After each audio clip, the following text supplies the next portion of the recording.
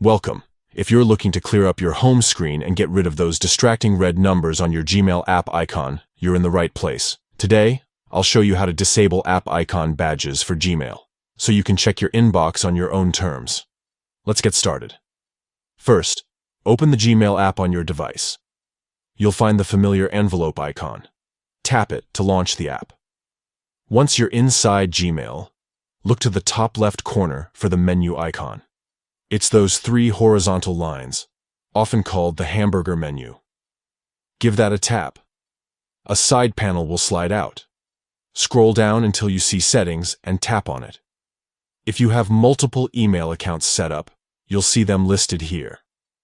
Now, select the email account for which you want to turn off the app icon badges. Just tap on your email address to open the account settings.